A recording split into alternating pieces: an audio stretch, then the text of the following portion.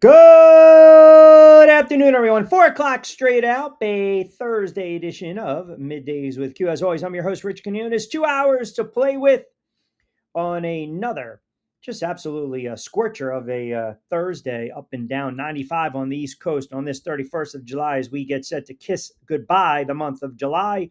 MLB trade deadline. We are 2 hours away from that deadline being passed, and we'll get you caught up to speed because a lot of moving parts in the world of baseball. Phils, Mets, Yanks, Twins, teams have been busy, busy, busy. Reds, Pirates, teams have been absolutely busy at an alarming rate.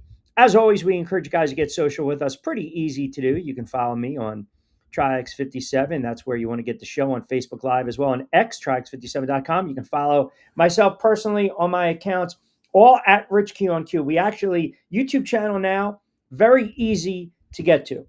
At Rich Q on Q, just like IG, just like X, everything is uniform except for TikTok. Couldn't get the Rich Q on Q, so we went with the Rich Q on the mic. Because it's a Thursday, Lloyd Vance is going to join us in the 5 o'clock hour. We're probably going to push that around 5:25. We're going to take a look at NFL quarterbacks and 2025 stat-wise season projections. So we're going to go in that direction in the 5 o'clock hour. No pack of no Q-fecta tonight. I didn't really like anything, to be quite honest with you. Yes, now we do get something that we should all be thankful for. We should all be happy and ecstatic. Football's back. Yes, it's Thursday night. Yes, it's preseason. Yes, it's the Hall of Fame game. Yes, it's the Chargers and the Lions, and we love it. Lions laying 1.5, and the total is 33. Juice to the over, 33.5. Doesn't matter. Starting tonight, we're going to get football, and mass football going all the way to February. I mean, this is what we want, is it not? This is what we crave. Preseason right around the corner tonight, and then we turn around week 1, September 4th on a Thursday night.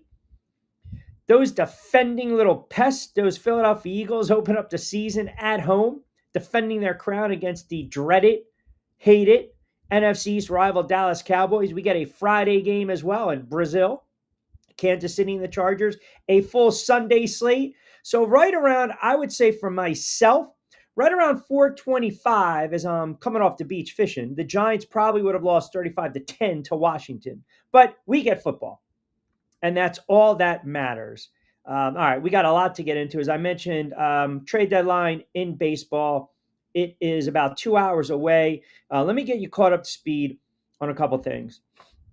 Yankees, according to the mothership in multiple sources, they are finalizing a trade to acquire David Bednar from the Pittsburgh Pirates. The deal is pending a medical review.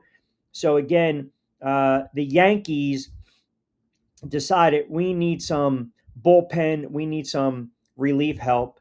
I'll give you the numbers on him right now. Since Memorial Day, maximum 20 innings pitched, 0.40 ERA. So a little upgrade right there for the Yanks. The Mets upgrading as well. We talked a little bit about the Mets with Steve Garner. We said no matter what, the Mets, well, listen, we said that Baltimore was going to be sellers at the trade deadline. And we also thought maybe the Mets can go for another outfielder, another bat. So right now, they are finalizing a deal to acquire center fielder Cedric Mullins in a trade with the O's. That, again, according to the mothership, Mullins is a 30-year-old center fielder, contract year.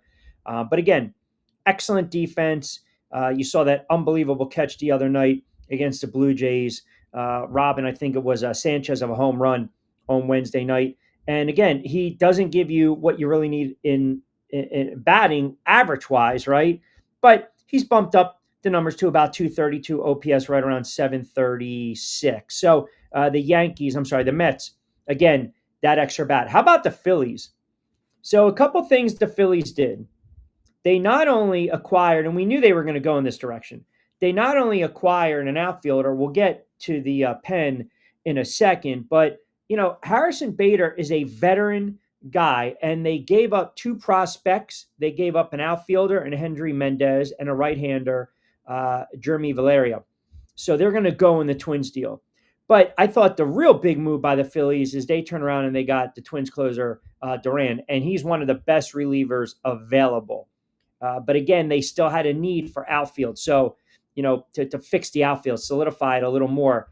I know everyone was looking for Dombrowski to just, be uberly active. And sometimes if there's no trades to be made, you really can't do anything about that. And listen, I'll say this, they took a big trade deadline swing. They did. And this is all you can really ask for, right? I mean, the fact that that's a signature deal right now, and they thought maybe it was going to be tough to do. And I think right now, listen, you acquire one of the best relievers on the market. You don't surrender your best prospects. Yes, the cost was significant, right? Because again, Eduardo Tate is one of the finer prospects. Micah Bell, I thought this kid was going to be at least mid-level rotation starter, but he was blocked in the Phillies' current and future rotation pitcher, right? So it's a win now kind of move for the Philadelphia Phillies. And again, listen, you had that lackluster offseason. You had the issues again with some of these injuries to the staff. You had obviously the suspension regarding Jose Alvarado. They were kind of backed in a corner. So the Phillies showed you, we're going to be active, we're going to contend, and we're going to try to get some missing pieces here. So we knew these teams that were right there on the cusp of trying to contend or maybe get over that hump. We knew they were going to make some moves as well. The Tigers got Finnegan from the Nationals. The Nationals are going to sell off. How about the Angels? I know we don't talk too much about the Angels, but they're kind of just hovering right around 500 in the AL West. And, interesting, right? Because the Padres get Miller. I mentioned the Yankees already land Bednar, so you got big deals for the closers. And then you look at the Angels, and that's a team that picked up Garcia and Chafin from the Nats.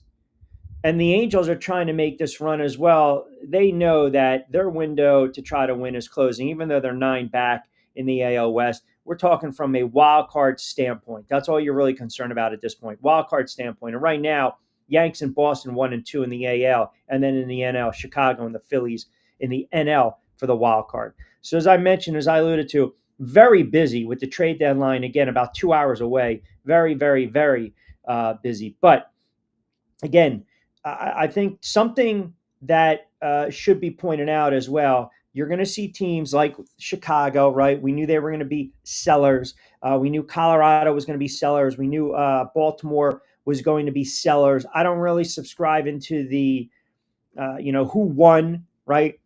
The wins and losses of the trade deadline. I thought San Diego, the fact that San Diego traded for Miller and JP Sears was huge. I thought Seattle had a blockbuster move ahead of the trade deadline, right? They got that deal for Suarez, the kid from Arizona. Everyone, he was just so sought after. I don't know. Is Zach Gallen going to be the next to move? I don't know. But we saw a boatload of relievers and arms. How about this? How about the Twins? The Twins are trading Carlos Correa to the Houston Astros. Wow. So Correa heading back to Houston. That is a big, big, big move, man. Wow. That's, you got the old together again, right? Wow. Listen, that team is going to be so tough to beat. They really are, because they've shown you they know how to win. They've got a nice mixed bag of veterans.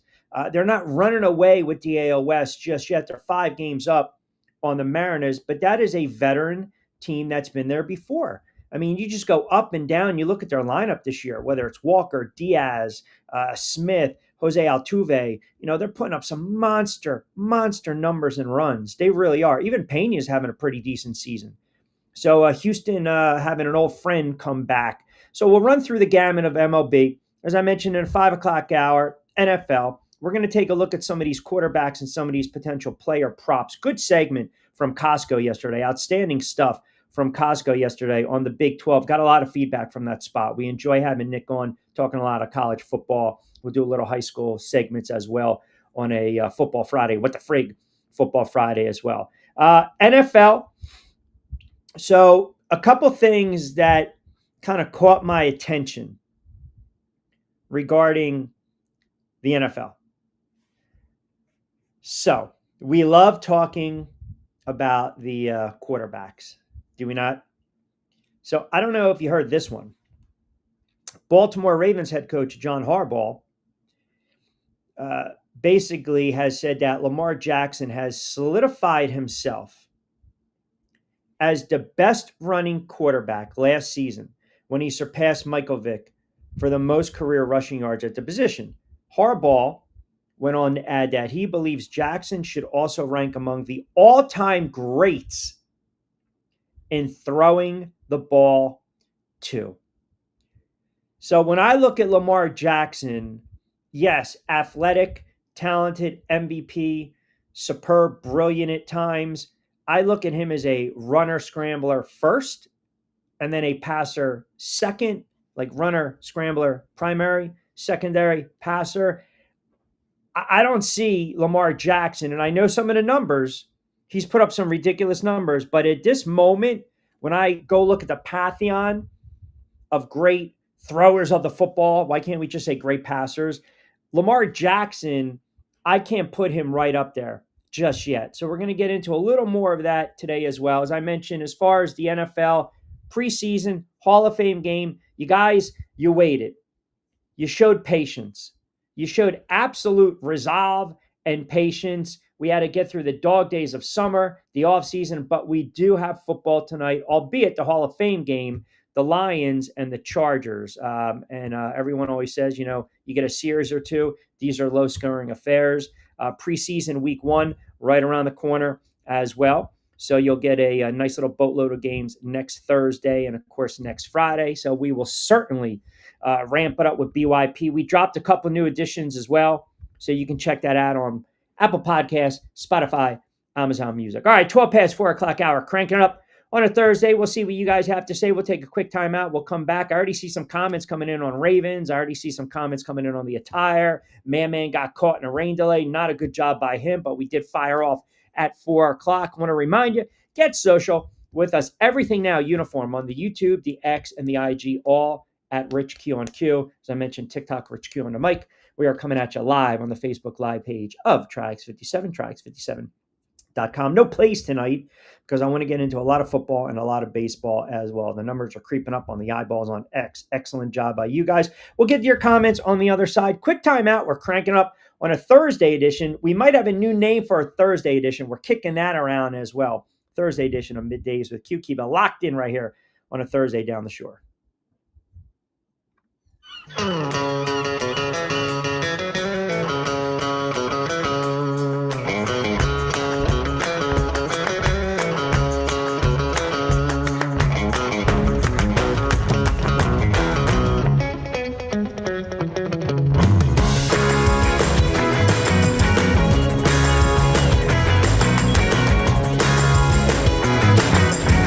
This is what the Down Beach Seafood Fest is all about. It's about community, it's about friends, it's about culture, right? The food culture in Atlantic County is rich.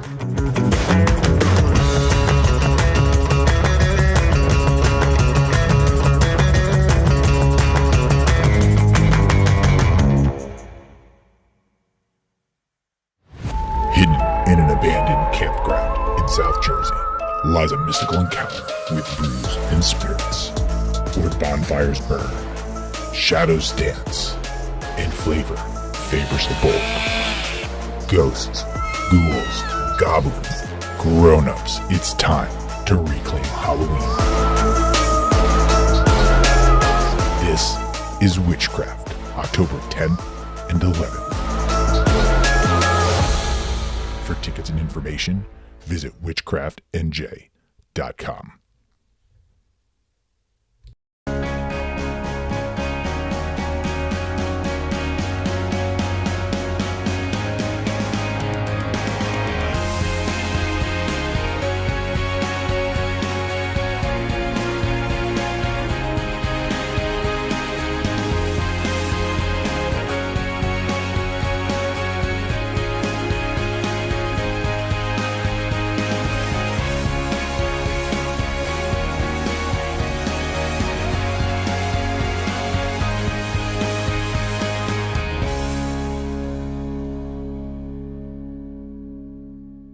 Hi, I'm Bruce Pascoe.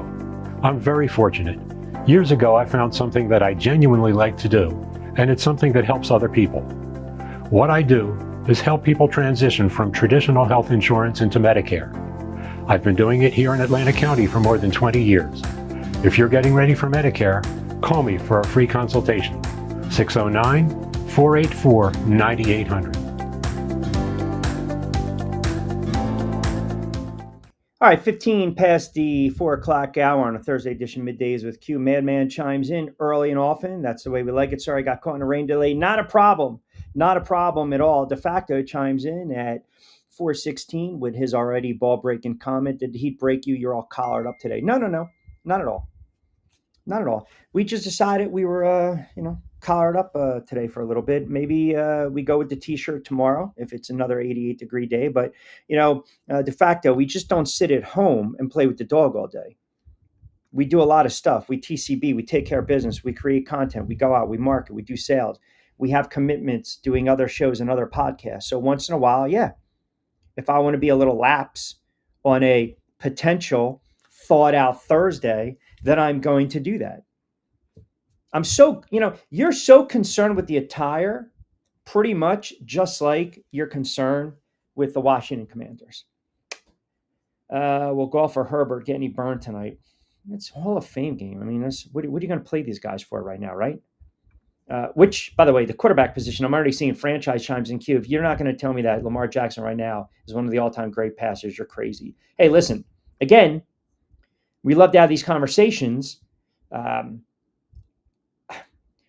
What is a head coach going to say? The head coach is going to say, yes, my quarterback is exceptional. So Harbaugh comes out and says that Lamar Jackson is a historically great passer. Now, again, you want to look at the numbers? I mean, I think Lamar Jackson is a fantastic quarterback. And now we throw in the stat of the passer rating, the perfect rating. And he had quite a few of them last year.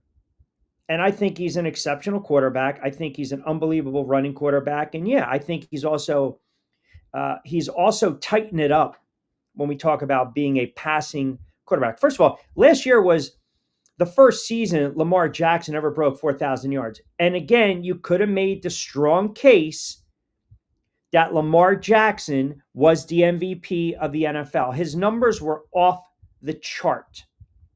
41 touchdowns, 4 picks, 4,200 yards. His completion percentage was 66%.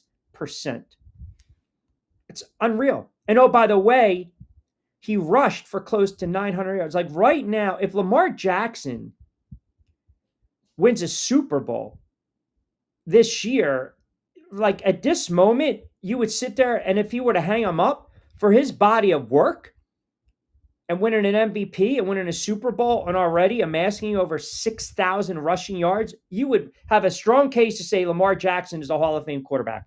Am I going to go as far as say he's one of the historically greatest throwers of the football? Not yet. Not yet. I'm just not going to do that. But he's a great quarterback. But again, this is what makes it fun. We talk about all these great throwers of the football. Now that football is back, we can get into these conversations. We can get into these topics because it's fun. It is. My opinion's no less valid or important than your opinion. We might agree, we might not agree. Franchise is a big-time Ravens fan. Franchise used to listen to me on 1290 The Ticket in Delaware. He's a huge Ravens fan. So it doesn't matter who's slinging it back there. He probably could have said the same thing about Flacco years ago. That's how big of a fan he is. And I think this year, we might actually see records drop when we're talking about passing yardage in the NFL. Think about some of these throwers of the football, these quarterbacks, Goff, Stafford, Jackson, Burrow, Herbert, Daniels. I mean, they're going to sling it. They are absolutely going to sling it. Aaron Rodgers has a chance to crack the top 5 this year. Aaron Rodgers needs, I think, 2,000 more yards. He will pass Big Ben. He will then basically have sole possession. Because if you look at all these other quarterbacks in that mix, they've all retired. Ryan, Marino. Well, Stafford's still playing. Pardon me. Check that. Eli, Elway, Moon, Palmer, Testaverde. Russell Wilson's at 46. If Russell Wilson has a 3,800 yard season, 3,900 yards, he'll be a 50,000 yard quarterback. And there's only 12 of them. There's only 12 quarterbacks that have thrown for 50 or more thousand yards in NFL history. The way Lamar Jackson's career is going, this guy might have 40,000 yards passing and then, 10,000 yards rushing, which is unheard of. What's going on, Vince? Vince, the topic today is wherever you want to take it, brother. It's a thought out Thursday. We're just thawing out. We're just relaxing on a Thursday. You want to go a little baseball? I know that's not your forte. You want to talk a little off-season NBA? I know that's not your forte. You want to talk about quarterback player props, which we might have a quarterback you'll be interested in the 5 o'clock hour. Then we can go that route. Topic today is Q is wearing a button down. Give me chills for showing up at 4 minutes late. Oh, I'm sorry. I thought you said chills. Sorry. Coach is pumping up his player. Nothing to see here. On what? Are we saying we're gaslighting? Right? Q gaslights us like he's our president.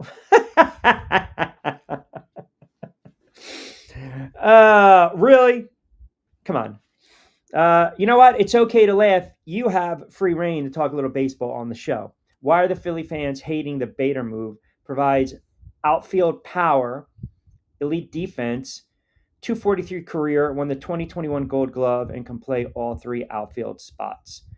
Confused. I think it's a solid move. You needed another veteran presence in the outfield. And the other thing is the bigger move, and I don't know what they're saying down the dial, and I don't care. But the bigger move is the fact that they upgraded to Penn. But also, they needed outfield help. They needed outfield help, period. I came on the air, opening monologue, to maybe, to the chagrin of some who wanted to go 2 hours plus of football. But I like the move. I do. I like the move. I really do.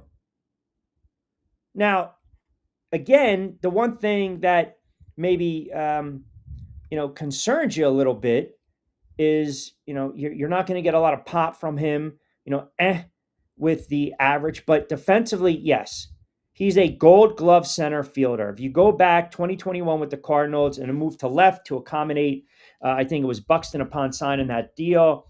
He is, like I said, he's contributed, if you look at it, 4 outs above average in left field. So he's grading out plus defensively in center, which is a good thing. That's what you want. If you actually go to Sports Info Solutions, which I pulled up prior to today's show, plus 13 defensive runs saved the season. So if you look at the Phillies, they stink in that category, right? Minus 28 defensive runs saved, 27th in MLB. So, and by the way, too, to your point, it's okay to laugh. If you look at what he's doing offensively, he's actually having a pretty damn good season. He really is. He's having a good season. But he will get most of his playing time against left-handed pitching moving forward.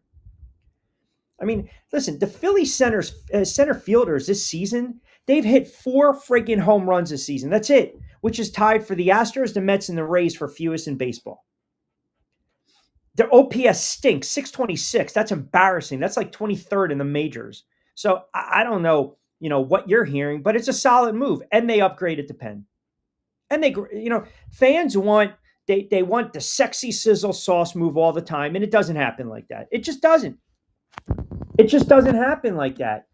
Dombrowski knew that he had to upgrade the outfield. You had to bring in another bat. You had to clean it up defensively. And also, he had to get another arm in the pen. And that's exactly what he did, period. So whatever they're saying on other outlets, I mean, whatever. If you're happy with the moves, you should be happy with the move. Right now, the way the NL is and the way the NL East is, the move is basically to get the Phillies right in contention, a wild card, to perhaps win the NL East. Other than that, it's going to come down to what? They're big boppers. It's going to come down to their offense and the pitching like we see every single solitary postseason. That's really it.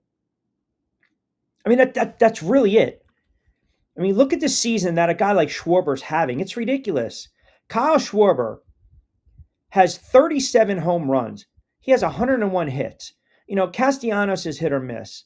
We know about Stott and Baum and Real Muto need to play the other night was unbelievable.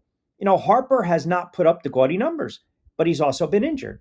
So you don't know if you can rely on him. Everyone wants Bryce Harper from a couple years ago. You're not going to get it. But in the NL East, there's no reason why the Phillies cannot compete with the Mets. It's right there for them. It really is. We know that Miami, even though they jumped Atlanta, Miami's not going to do anything. The Braves are 16 back. They're waving the white flag. Washington's waving a white flag. So it's a two-team race, and the Phillies are half a game behind the Mets. So Philly fans need to just pump the brakes. I'm not saying you per se, but it's not a bad move at all. It really isn't. It's not. Baseball trade, seriously, can someone tell me the last time a trade deadline move led to a ring in MLB? There have been moves. Yes. There have been moves. Joe Blanton, right there. See that? It's okay to laugh. Comes in. Bam. Joe Blanton. Big Joe. Yep. Do you remember also the move? Now, I think it also was a move that got them to the World Series, if you remember, or NLCS, but the Beltran move back in the day. I mean, look, I get it. Some people don't like baseball. Some people are not enamored with the sport of baseball. I am. That's why I like to talk baseball on the show. And that move definitely, it was a big move. It really was. That was a very, very big move. That move was made, coincidentally, in July 2008. And they gave up players you didn't have to worry about. And Blanton came in and did what he needed to do. And that's one of the reasons he got that extension for $24 million. There are some moves in baseball that are made that don't automatically equate to a ring right off the bat. These moves we're seeing right now by some of these teams, everyone needs another arm. Everyone needs another bat. It's just a little more prominent with some of these other clubs. But we also know, who the really good teams are in baseball. And right now, is Toronto legit?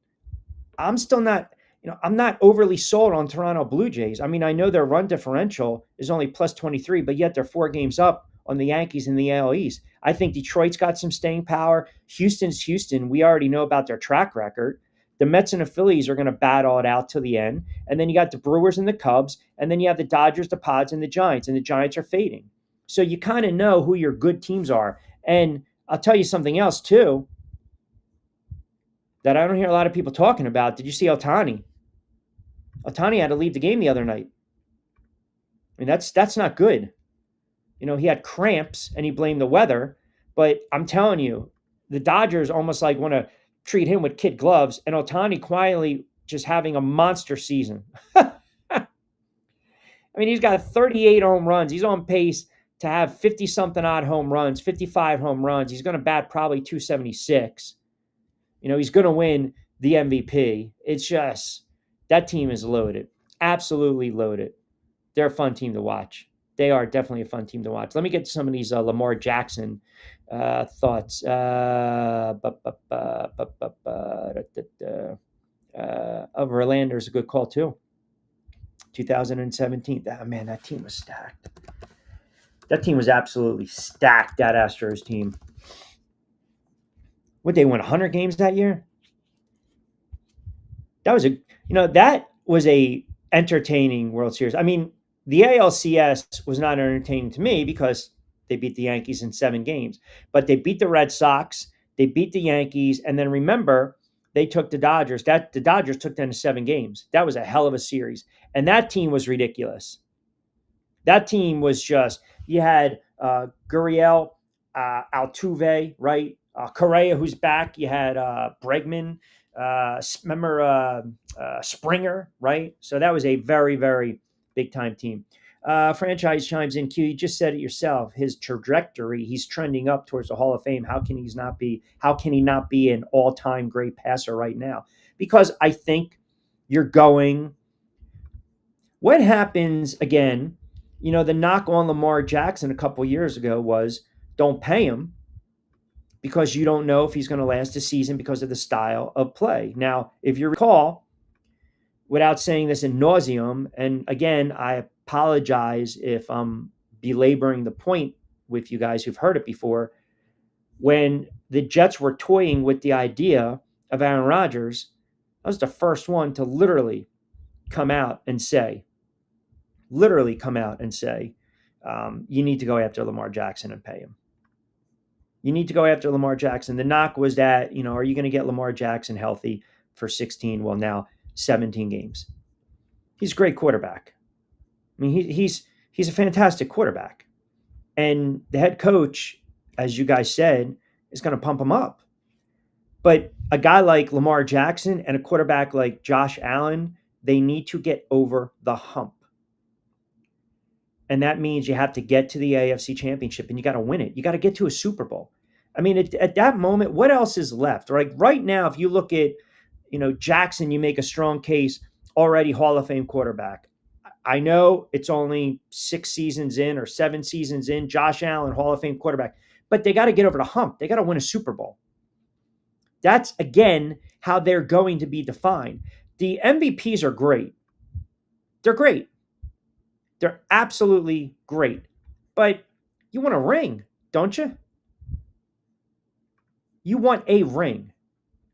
That's what you want. That's what every quarterback ultimately, whether we believe it's fair or foul, they're judged on. Rings, winning, right? The consistency, the stats, the availability, all there. All there. And if you have that, you got a franchise quarterback. You got a franchise quarterback. But hey, we're talking about winning. Sean chimes in, Q, thank you. All these idiot talking heads are actually pissing on this trade. Think about this. Highest OPS slugging OPC. Second highest home run hits, RBI strikeouts, SB. It's not a flashy move, Q, but the Phillies outfield has improved on paper on the last few hours. Agree. Jay says, hey, Q, I'm enjoying the show as always. Called me casual. Had no idea this cat was carrying a 778 OPS. That's why you have to watch a little bit. That's why you have to watch. Listen, is it also possible that when you look at the numbers and all of a sudden he's in a little bit of a groove right now, sometimes it's a change of scenery and a guy can kind of find their power stroke? That's all I'm saying. That's all I'm saying. Kevin chimes in, Q. Johnny on the spot one more time. Highest WAR, 2.3, higher than the next closest Phillies center fielder.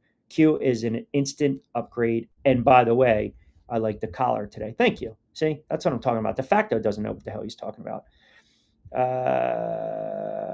Heavy D, right? Now that we found love, what are we going to do with it? Did Heavy D pass away? Or is he still alive? Didn't he pass away? The reason I ask, I saw him on an episode of Law and Order. I'm pretty sure he passed away, Heavy D. I'm pretty sure, right? Listen, Heavy D was the man back in the late 80s, early 90s, right? He had that the fusion, right? A little freestyle with the rap, right? Somebody for me. Heavy D, I think he passed. Vince says, Q, give us your top 5 active quarterbacks. I mean, how many times are we going to have this discussion? I'm sure you'll give us plenty of ammo to argue about. 5 active right now in the NFL. Josh Allen, Patrick Mahomes, Joe Burrow, Lamar Jackson, Jalen Hurts. I mean, you want me to put it in a banner? I'll type it up right now. You want me to do that on the air? Here, let's do that right now on the air. Ready? We'll go Q's top 5, right? That's what we're gonna label it. Right now, yeah, we'll do it on the air. What the hell? Who cares? Q's top 5 QBs, right? We got Hurts, we got Mahomes. Because I'm gonna keep flashing up for you guys, I'll just say Patty M, LJ. Who did I say? Burrow, Allen. 1, 2, 3, 4, 5. Right, there you go. There, beat that sucker. Let's flash it up. There you go. Hurts, Patty M, Lamar Jackson, Burrow, and Allen. Jaden Daniels is right there, by the way. Sorry, but Jaden Daniels is right there. I'm telling you, the numbers are going to be off the charts this year for the quarterback position. They're going to pass for like ridiculous. Yes, a few years ago. What are we talking about? A few years ago on the quarterbacks? No, just right now. Right now, how do you not if a quarterback goes out and plays at a certain level, like Jalen Hurts, because again, it's just at this point, it's friggin' annoying. Like the Eagles fans, I tweeted this out. What do you guys care at this point if people don't have Jalen Hurts as top 5, 6, 7, 8? What do you care? The guy won a Super Bowl. He was a Super Bowl MVP. Man, the mothership is just cleaning house. Get out, Kendrick Perkins. He got fired too? Oh, man. No. They got rid of Perk? Wow. And now I'm hearing that Ocho Cinco might take over Sharp's role. I don't know if Shams is reporting that. It's got to be true, right? Shams is Johnny on the spot with this. Let me see. If Shams says it, then maybe it's true, but we'll see. But anyway, so Jalen Hurts goes out. He outperforms Patrick Mahomes twice on the biggest stage. Jalen Hurts puts up solid numbers. As Madman said a couple months ago, they're not sexy. They're not gaudy. They're just consistently good numbers. That's what you want in a franchise quarterback. All he does is win. Stats, as we say, are for losers. But in this regard, for this argument, he puts up very good stats. He's a leader, and he also is a Super Bowl MVP. At this moment, that is top 5. I don't care what the Orlovskis of the world or the Wrights say or the Simses say, the Chris Simses. The Boomers say. I don't give a damn what they say. I don't. He is a top 5 quarterback based on the body of work. And if we're going to talk recency bias, what have you done for me lately? All he's done is outperform Patrick Mahomes 2 out of the last 3 Super Bowls. And oh, by the way, 1 Super Bowl MVP. If you can't see that quarterback is a top 5 quarterback at this moment, then you have an agenda. You're just a friggin' hater. That's it. Burrow is a top 5 quarterback. Lamar Jackson is a top 5 quarterback. Josh Allen is a top 5 quarterback. And Patrick Mahomes is still your top 5 quarterback. Like, why are we making this, not Vince, but I feel as though, like, how is there wiggle room in this debate? I don't believe there's any type of wiggle room. Joe Burrow, if Cincinnati had any type of defense last year, any type of defense, you're sticking Joe Burrow right there, saying he carried Cincinnati. They limped into the playoffs. Look at his numbers. They were spectacular. With no defense, mind you, he was the MVP. But Josh Allen made the plays late last year. Josh Allen had big-time rushing touchdowns in the 3rd and 4th quarter. He was making big-time throws for Buffalo when they needed him the most. Hence, he edges a guy like Burrow and Lamar Jackson. It doesn't mean at this moment, one's 1, the other's 2, the other's 3. You can sit there and say, Joe Burrow right now is the best quarterback in the NFL. You can turn around tomorrow and say, you know what, Q, I think Lamar Jackson's the best quarterback in the NFL. Hell, you can turn around on Sunday and say, it's Josh Allen. It's all subjective. It's all subjective. I think those 5 that I named, I would say, if you backed me in a corner, I gave you my reasoning, those are my top 5, right? The top tier. And then right on that bubble, right on that bubble, you can start to sit there and say a Jaden Daniels, who's trending up. I mean, he's trending up, guys. He really is. Jared Goff, listen, you can't lose at home against a rookie quarterback in the playoffs. You can't when you have home field advantage. Now, the defense let them down, but, Matthew Stafford, I think people just look at Stafford and they look at the back of the jersey. He's not the same quarterback he once was. Is he still top 10? CJ Stroud kind of came back down to earth a little bit. Murray, Purdy, those are good, solid quarterbacks, but I don't believe they're on the level of the guys that I mentioned. Like, I'll ask you guys, you tell me, what are you looking for in a quarterback? You're looking for a guy that is going to put up ridiculous numbers, or you're looking at a guy that's just going to consistently win and then, have an opportunity to make a deep run into the playoffs and then ultimately get to an NFC or AFC championship and win a Super Bowl? If that's the case, I kind of gave you these guys, right? Now, the difference is Allen and Jackson haven't been to a Super Bowl. Burrow, Hurts, and Mahomes have been to a Super Bowl. Hurts and Mahomes have won a Super Bowl, and Burrow had an opportunity to win a Super Bowl, but they couldn't close the deal late against the Rams. But I still think they're exceptional. Honestly, Q, I can't be mad at your list. I just knew you would have a Mayfield, Goff, or Stafford in your list. Good job, buddy. Well, what does that mean? Where are we going with that? I didn't have Mayfield, and I kind of with Stafford, and I end with Goff, right? So I'm not sure where you're going with that. The debate is from those who predicted player fill in the blank will be a franchise quarterback like Herbert, Tua, or Stafford. I still believe that Herbert is a franchise quarterback, and Stafford's already shown he's a franchise quarterback. You can't say he's not. Stafford's shown you he's already a franchise quarterback. Matthew Stafford's a Hall of Fame quarterback. Get over it. Move on. Nothing to see here. Nothing to see here. And you shouldn't be mad at that list because it's a freaking list. It's objective. It's objective. I stated my case. I feel like we just keep going down this rabbit hole. If we're talking 4 or 5 years ago, then yeah, Matthew Stafford, we can sit there and say was one of the best quarterbacks in the NFL, but he's not anymore. Jared Goff is a very good quarterback. I don't stick him top 5. And I'm going to tell you why I don't stick Jared Goff. I think he's right there top 10. Okay? I don't trust him. I don't trust him. I trust those other guys that I mentioned. And I've seen the body of work. I know what Jalen Hurts can do. I know what the hell Patrick Mahomes can do. I've seen what Burrow can do. And I know what Josh Allen can do late. And I've seen Lamar Jackson do things late. I don't trust Jared Goff. I don't. I really don't. Because Jared Goff is a tease. Jared Goff will put up 40 against San Francisco and have 78 completion percentage for 300 yards and 3 touchdowns. And then he spits the bit against Washington. And he did. He got sacked 3 times in that game. Poor throws, 3 picks. Not good. I don't trust him.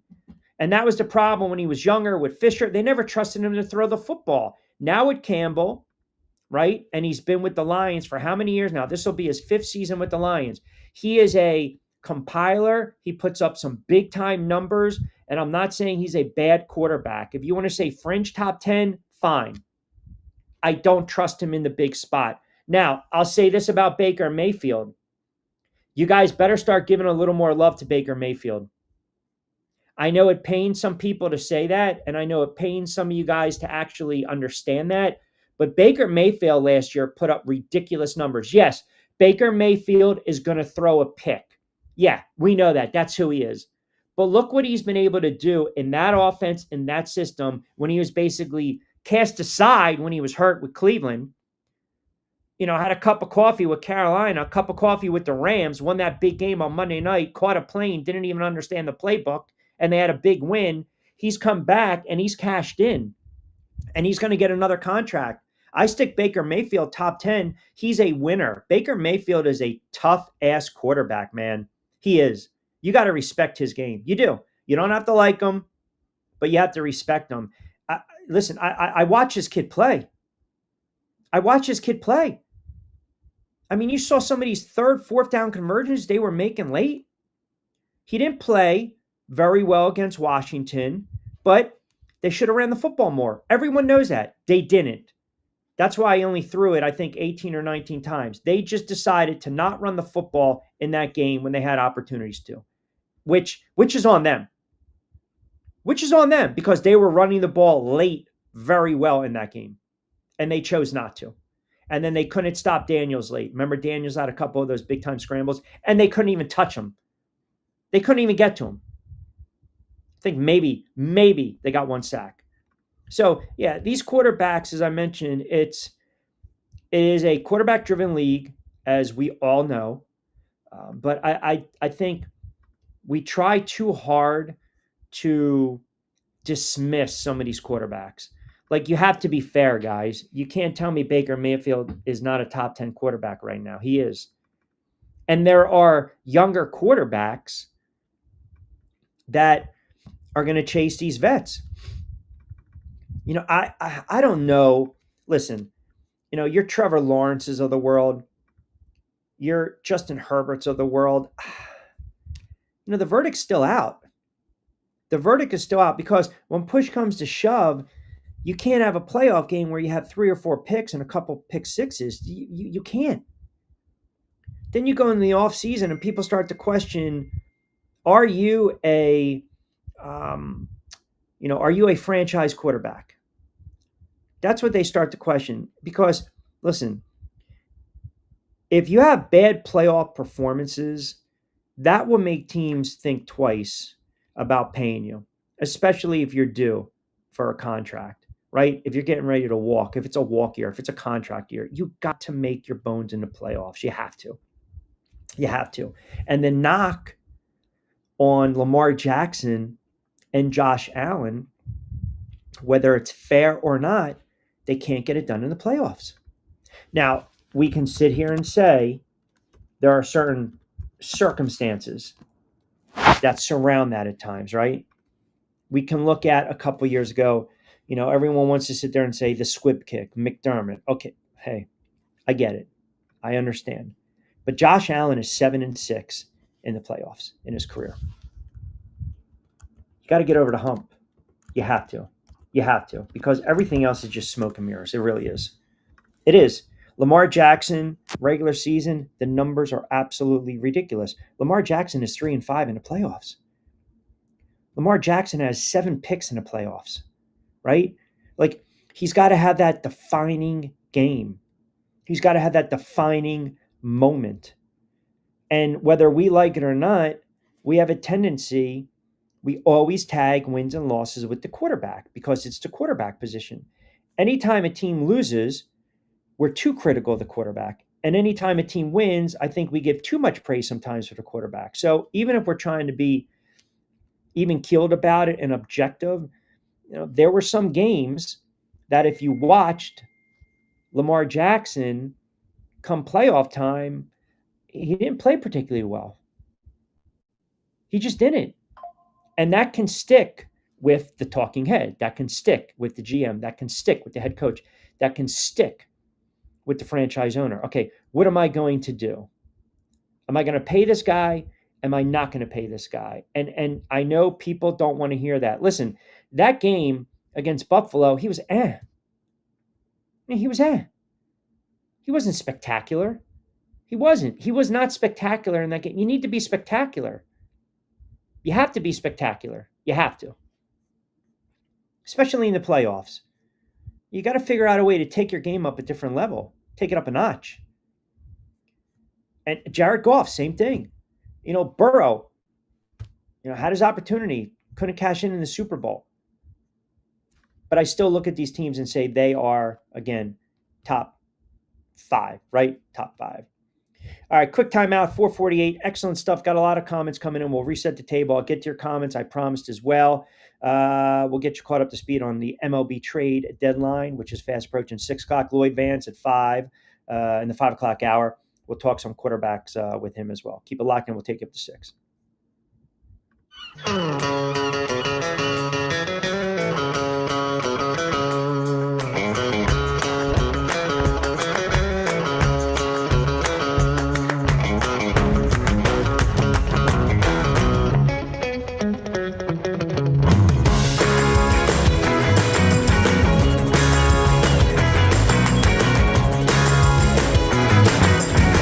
This is what the Down Beach Seafood Fest is all about. It's about community, it's about friends, it's about culture, right? The food culture in Atlantic County is rich.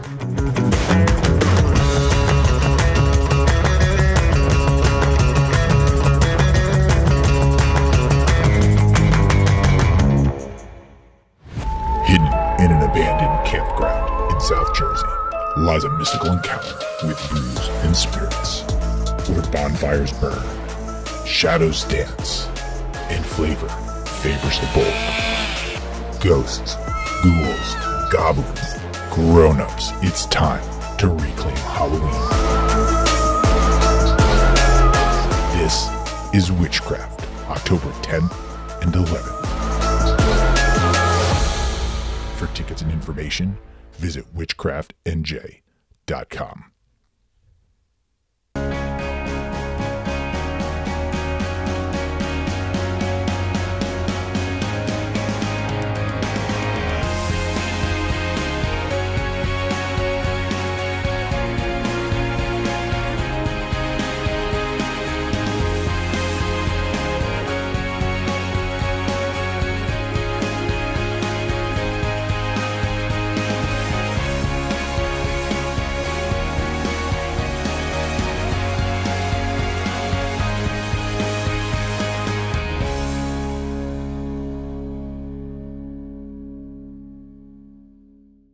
Hi, I'm Bruce Pascoe. I'm very fortunate. Years ago, I found something that I genuinely like to do, and it's something that helps other people. What I do is help people transition from traditional health insurance into Medicare. I've been doing it here in Atlantic County for more than 20 years. If you're getting ready for Medicare, call me for a free consultation. 609-484-9800.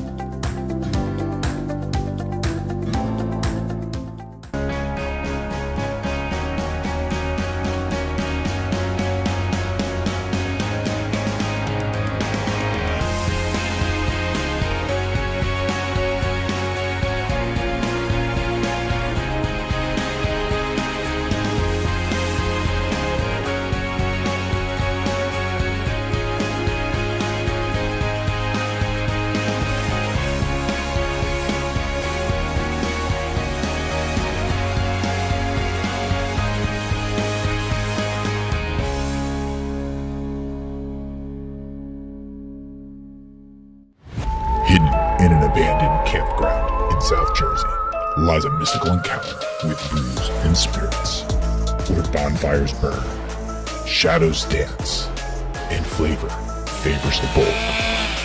Ghosts, ghouls, goblins, grown-ups, it's time to reclaim Halloween. This is Witchcraft, October 10th and 11th. For tickets and information, visit witchcraftnj.com.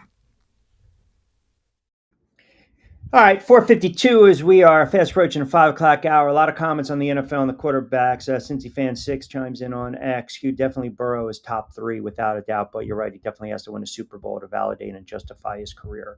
Yeah, I mean, but don't all quarterbacks have to, right? I mean, what are we playing for? Ultimately, we're playing for what? Rings, right? But appreciate the comment nonetheless. Vince, have you talked about Gilbert Arenas situation? Figured a gambling aspect would catch you immediately after your rants on players and gambling scandals lately. I mentioned it yesterday, Vince. Kind of seems, though, from early reports like Gil wasn't actually responsible for anything happening there. No. Handouts, brother. Hand out the money. I mean, look, I said this. I think it's a joke. I don't care who the person is that, the feds are coming in regarding a illegal poker game. And that to me, it probably wasn't smart of Arenas to text a photo of a gold trim poker table. That's probably, not smart. But I just think, listen, there's always illegal poker games being run all over the place. They are. But like I said, if you're Gilbert Arenas, you probably don't want to text a photo of the gold trim poker table. That's probably not smart, right? But again, just gambling everywhere. I think somebody snitched, to be quite honest. I think somebody snitched. I think somebody ratted him out. Maybe he fronted the money.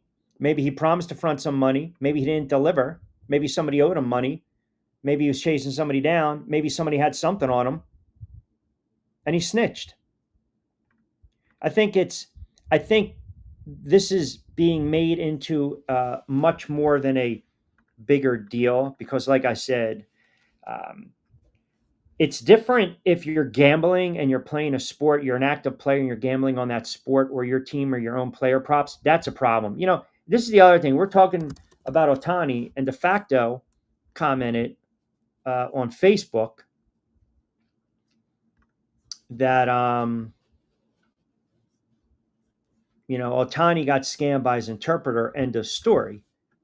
And then he mentioned to say that, Japanese culture puts a lot of value in honor. Agree. Ohtani would never expect someone would dishonor themselves like that. We don't know what he would expect, but I do know that if a couple million are missing in my account, I'm probably going to want to know where the hell that money is. And I'm going to start asking questions. Like, I believe Shohei Ohtani in some way is culpable. He should be held accountable for his interpreter stealing funds and gambling with that money. That's just my opinion. Now, if you go and you ask me about a guy like Gilbert Arenas,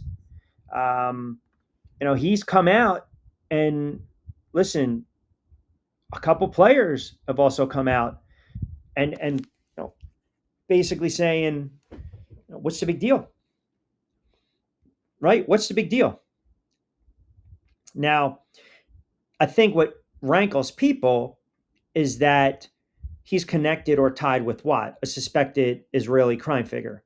They were both arrested the other day on federal indictment alleging that they operate a legal gambling business within the house, within the home. Now, you can't get me on the red tape with the parameters of what you do inside your house. That's fine, right? Apparently, it was one count of conspiracy to operate an illegal gambling business, one count of operating a legal gambling business, and one count of making false statements, which is a no-no. But, he already posted. They pretty much have a nothing on them, and it was a rented house. So, listen, your guess is as good as mine. Do I think, I would sound like a hypocrite because we talk a lot of sports betting and gambling on the air. I've been to houses before that have had poker games, blackjack games, dice games. I think we all have. So I'm not going to sit there and sit on the ivory chair in the ivory tower and tell you, I can't believe this is happening. I think there's more things better to do with our time than worry about guys playing poker illegally in a house or a rented house. That's just me. Obviously the government and the feds feel different, but a lot of it has to do with, who he was allegedly or suspected to be tied with. That I think also plays a hand in that. Now, if you ask me about the players that are currently active, that are being caught with gambling, that I have a major problem with, right? That I have a major problem with. And ultimately, we don't know these guys from Adam. We have no idea. We have no idea what these guys do with their money or who they give their money to or who they're friends with or who they run with. All we go by is what we hear and see. And half the time, you can't even believe it. Right? As my father would always tell me, 2 sides to every story, and then there's the middle. I mean, that's just how it is. So, is more information potentially going to come out? Probably. And I'm of the belief with a lot of things in life, where there's smoke, there's fire. Like I'll go back years ago with the Donaghy scandal in the NBA. Like, you can't tell me other referees, the league. I don't believe it. I believe they know exactly what's going on. Call me a conspiracy theorist. I believe that. I believe Paterno knew exactly what was going on. I believe if you spit on the sidewalk in Penn State, he would tell you exactly where it landed. I think people are very naive and they turn a blind eye to what they want to turn a blind eye to. So, yeah, I mean, Nick and Winifer chimes in, Q, the law is the law. The law was broken. Yeah, but I'm not, again, I get what you're saying. And again, Nick from Wallingford used to listen to me all the time in Delaware on 1290. He's anti-gambling. He's anti-gambling. He's not a proponent of sports betting or gambling. Okay, fine. But you're in someone's house or your own house. What are we doing? We're playing cards. Like, we're playing cards. Do we not have anything else to do with our time? then again, have an federal indictment and a raid. Come on, you see Molly's game taking the rake, high stakes game. I remember where in our 20s, whether you go to Camden, you go to Riverside back in the day, you're going to tell me they weren't organized. You walk downstairs to some of these basements and you see the old school heads, right? They're sipping back on their wine. They got their bankroll. They got their suits on. They're playing cards. They're smoking cigars, you knew it wasn't legal. But you'd be damned if you walk out of there and start sprouting your mouth off, right? I mean, you're not going to do that. So, yeah, I just think it's much to do about nothing. The other thing, too, is look at where we are with sports betting and gambling when it comes to, as sports as a whole. Sports as a whole. Every sport we watch, every channel we turn to, every game we view, every podcast that's sports related we listen to, there's always an element of what? Sports betting, sports picks, sports gambling, sports betting tips. I saw, was it Swaggy P, Nick Young going out and pretty much putting everyone on blast, just unloading, right? Kwame Brown coming out as well, kind of celebrating the nonsense with Arenas. Come on, man. These guys, Michael Jordan was playing cards on the plane. They were betting thousands of dollars. God knows how much they were really betting, but the stories are thousands of dollars. These guys were going to Atlantic City during playoff series. So it's because it's in someone's house, right? Because it's in someone's house. I mean, come on. It's just, I think it's much to do about nothing. I really do.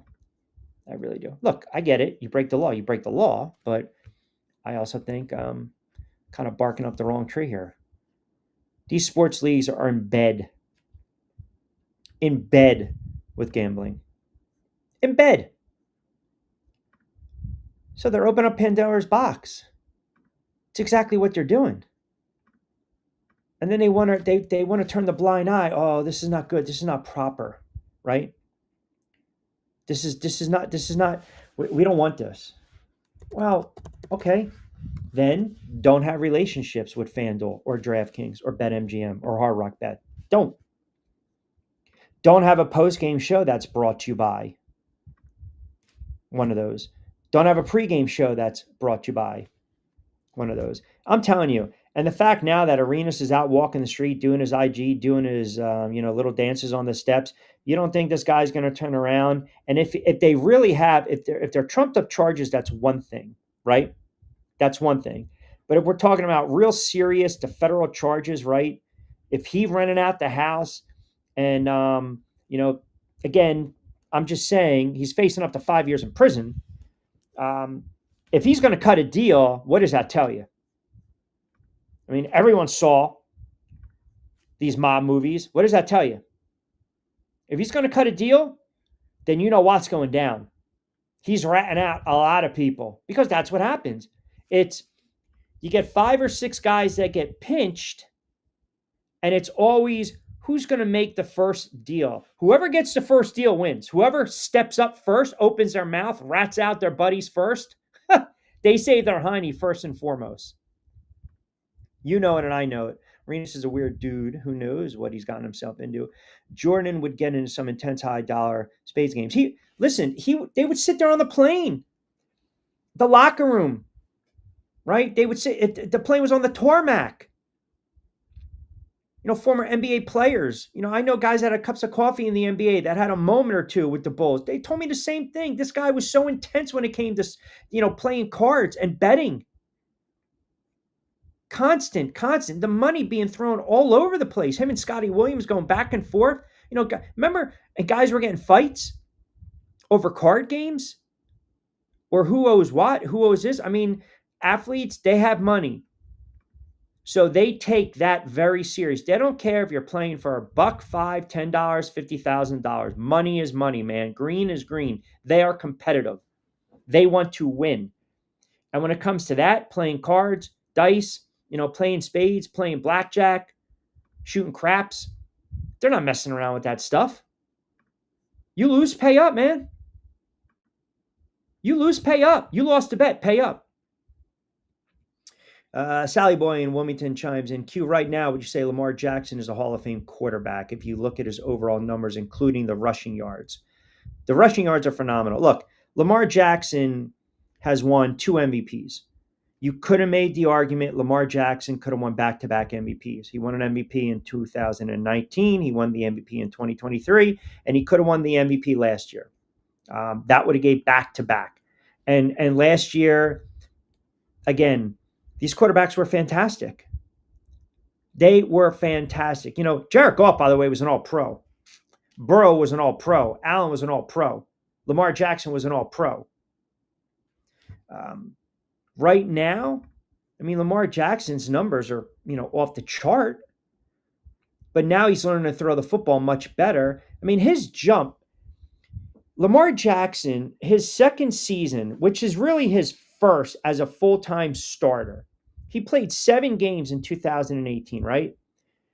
He goes 13-2 in 2019. He throws for 36 touchdowns and just 6 picks.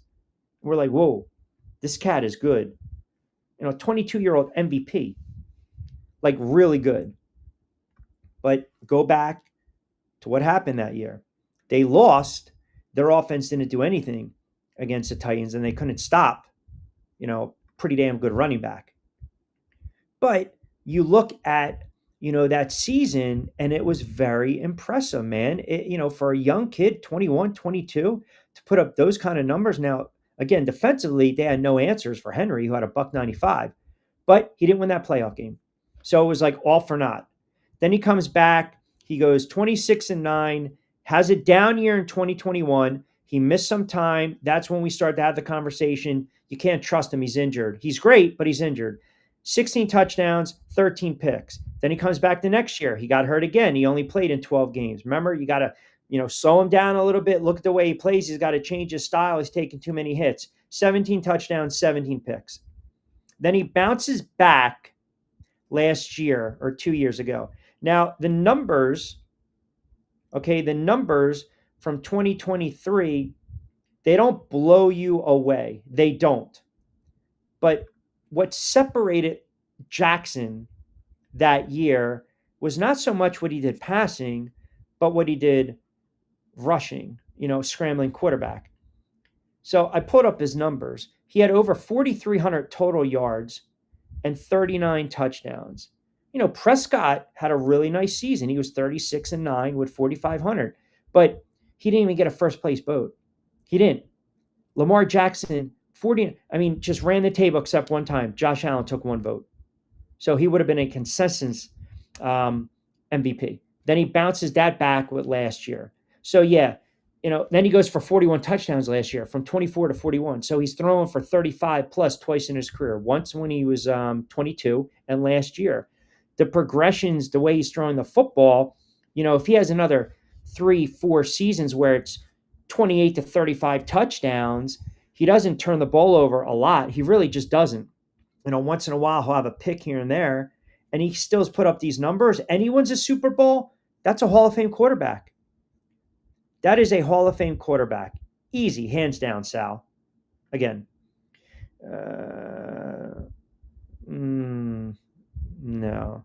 You're kind of mixing 2 different things. Jordan gambling on a plane is fine since nobody was collecting from the wagered money. Yes and no. My point is, what I'm doing is right church, wrong pew, madman. I'm saying that gambling in a whole, right? Yes. And they didn't collect money on that plane? Yeah, they did. I know what you're saying.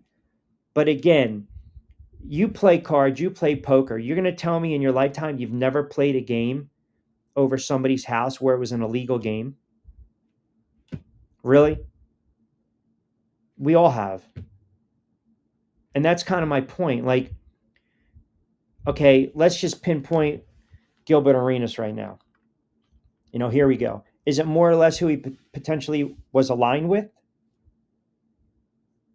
that made the feds, stake out the house, got the information, and then decided to raid the house. I just think raiding a house for an illegal poker game is just, Look, we know poker is considered a form of gambling because it involves what? Wagering money on an uncertain outcome. Fantasy football, to some extent, is gambling. Is it not? I guess my whole point is these leagues, we want it to be regulated, which it is. But yet these leagues get all up in arms when we have these types of issues, whether the player played in the league currently or past. It doesn't matter. That's the problem I have, the hypocrisy. The hypocrisy. The NFL, everything is brought to you by DraftKings, FanDuel, BetMGM. Next touchdown, going to be 50 yards. Is it going to be passing? Get in. Micro betting, live betting, in-game betting.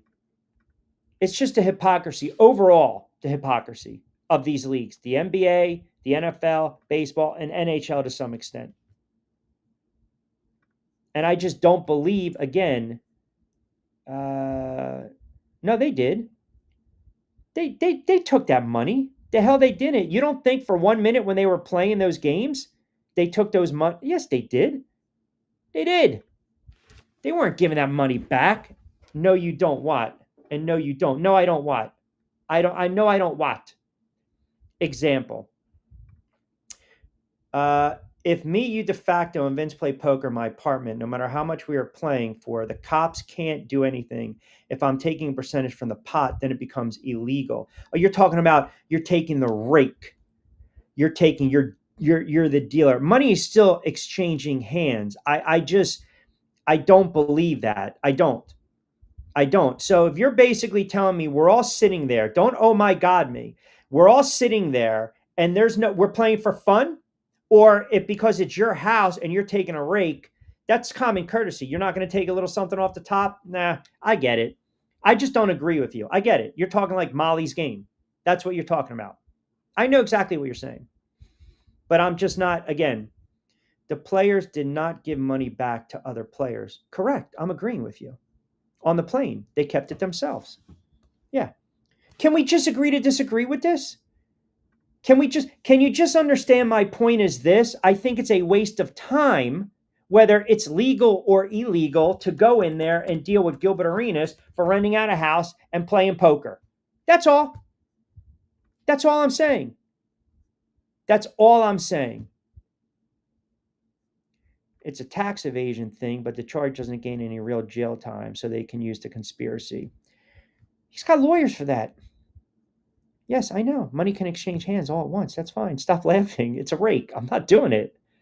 I'm not going to go back and forth with you guys on this. I'm not. You asked me. I gave my opinion. I gave my thought. I know. I worked in the casinos. I worked online. I know exactly how it friggin' works. And I played in games years ago that again, right? But yes, what was going on at Arenas' game was identical to Molly's. And exactly. And what friggin' happened in Molly's game? What did the judge say? We have a better use of our friggin' time than to go after Molly. Molly Bloom. Exactly. Hence, the charges were just lifted. That's my point. It was a waste of time to string her up like that. It was. Poor Jessica Chastain. That was a great movie, by the way. Great movie, by the way. It was a waste of time. This is a waste of time. Me talking about it for 20 minutes is a waste of time. I do get it. I do know what you're saying. Whether it's legal or not, you guys asked me about the hypocrisy and the my take on it, and I gave you my take. I don't think it was a big deal. I don't. If the feds want to go after Gilbert Arenas, if they want to make a big deal about it, if they want to throw charges at him, so be it. If they want to deem it an illegal gambling business, so deem it. I think it's a waste of time. My point is, no matter what, in our lifetime, we've all played in some type of illegal game. Whether money was exchanged or not, whether there was a rake, whether the dealer took the money or not, we've all done through it. We've all gone through it. That, again, is my point. I don't care if he paid somebody $14,000 for managing the setup. I don't care if he's got text. I don't care if he wanted to earn a take. I don't care if he wanted a portion of money wagered. I don't care. To me, it's a waste of time dicking around with this stuff if you're the feds. That's my thought. That's my thought. I don't care. Let them play cards. Who the hell cares? Who cares? Come on.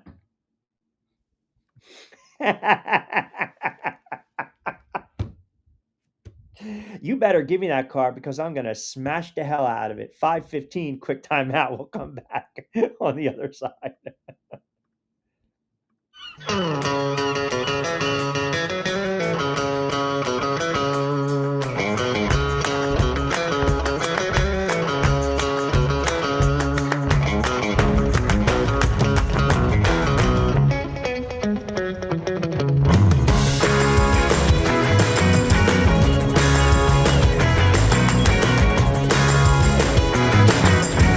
This is what the Down Beach Seafood Fest is all about. It's about community, it's about friends, it's about culture, right? The food culture in Atlantic County is rich.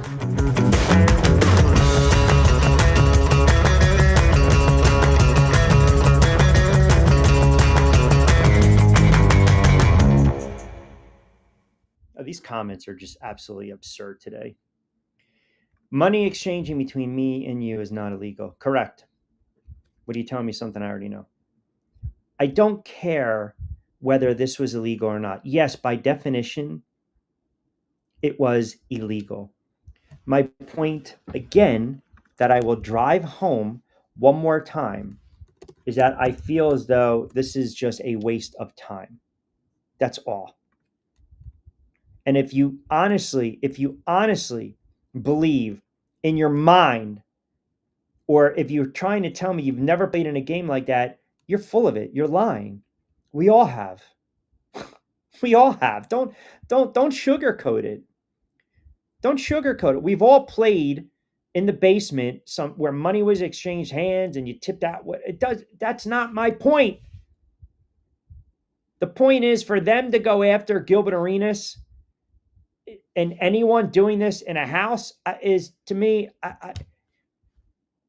it's just blah. That's all. I'm sorry, sir. I don't break the law. So no, I've never and will never play in any unauthorized card games. Stop.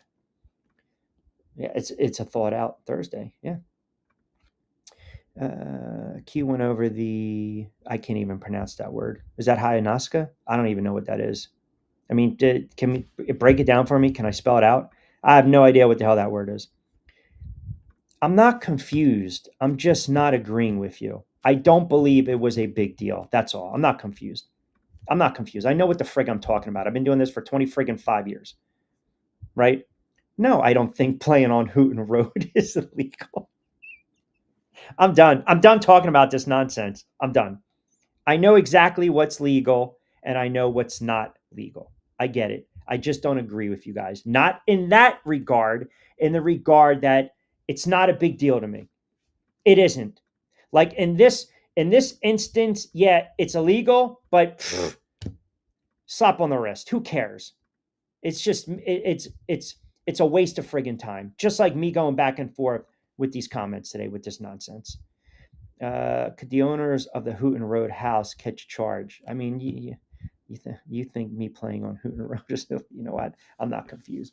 Sal chimes in. Q, you got a bunch of real jackass commenters today. Hey, Sally, they're not jackasses. They're just trying to test me on a thought out Thursday. Let me see. Mike in Ohio chimes in. Q, where would you put Burrow right now if he wins the MVP and they actually have a pretty good defense? They make a deep run in the AFC, but they don't get to a Super Bowl.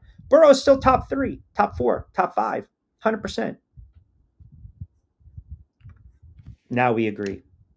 It is dumb, but it's the law. Yes, that's my point that I've been trying to make for 45 friggin' minutes, but you guys want to let it go.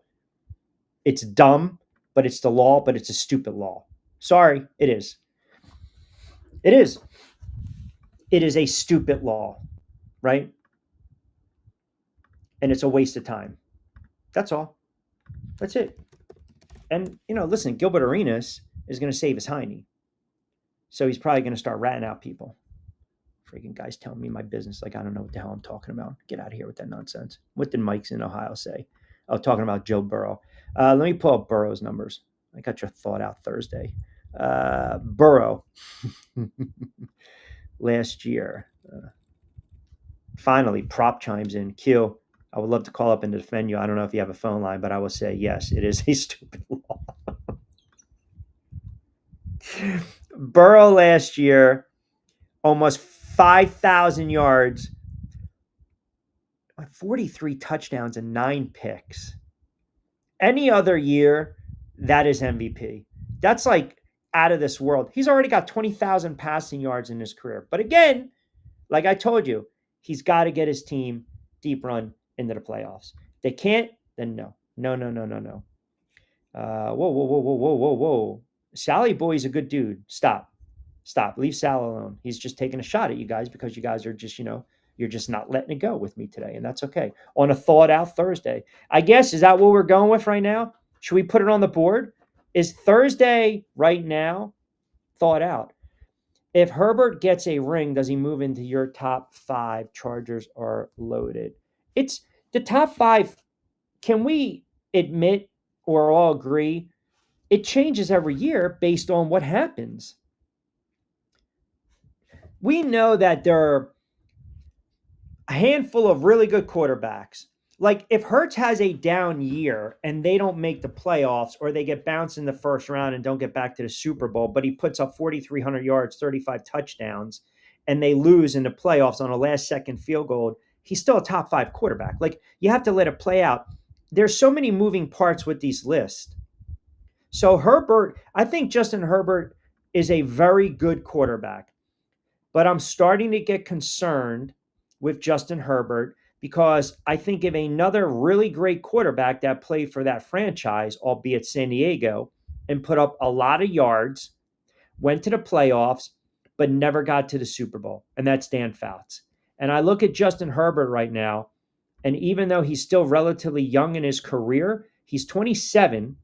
We know he can put up some big numbers, but he also has to lead this team deep into the playoffs. You can't. If you're a franchise quarterback, you can't go on the road and have 4 interceptions like you did against Houston. You just can't. That offense scored 12 points. He was horrible in that game. Now, you want to sit there and tell me, well, wait, Q, I remember in December you were saying beware of the Chargers. Yeah, because they were playing lights out.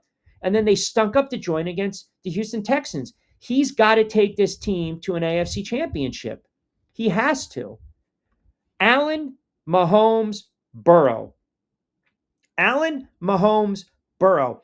Those are and Jackson. Those are your top 4. Hurts right there to me is 5. Okay? He's right there at 5. Now, can a Jaden Daniels, if Washington gets to the Super Bowl and Daniels is in the conversation for MVP, we're going to slide him in 5? The position is so fluid. Period. I say Hurts with the caveat of he won it last year and he was a Super Bowl MVP. But I know for me, now let me see if I can drive this friggin' home for some that just want to argue until the cows come home with me.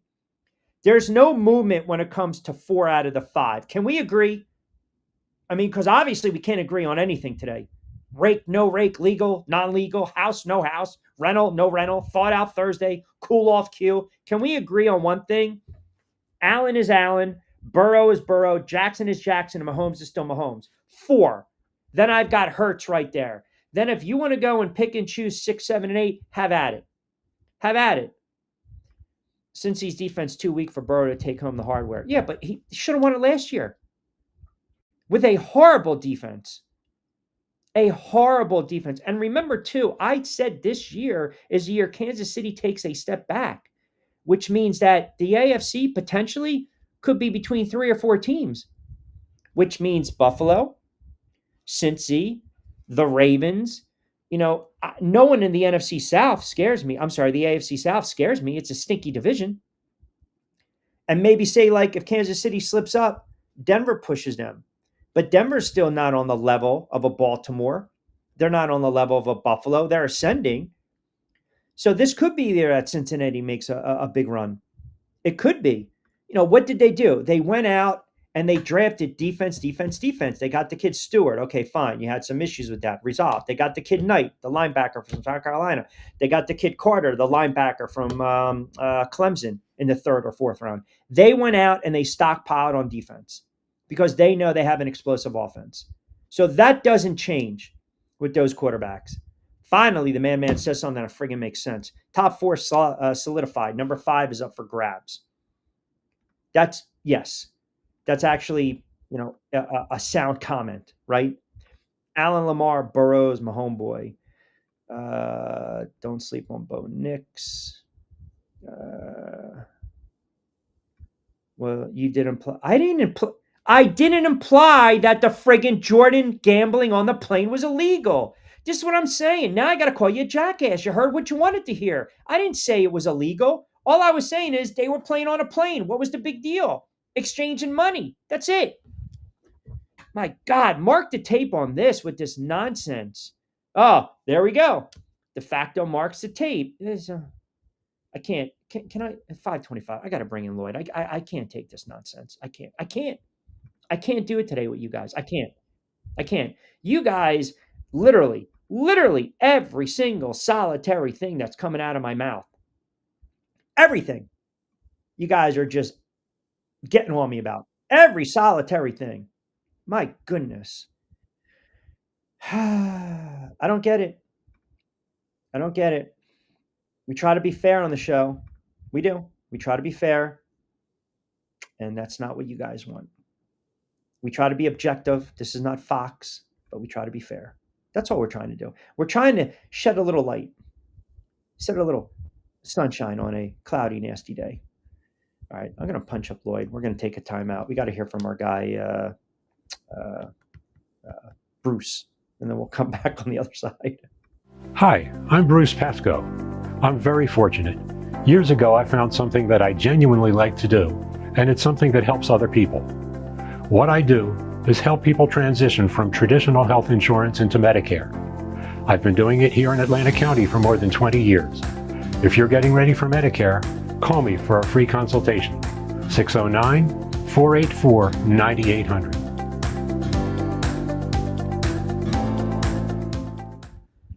All right, 5:27. I'm getting hammered on a Thursday. It's absolutely ridiculous. Lloyd Vance, host of Lloyd Vance's Insider Football, kind enough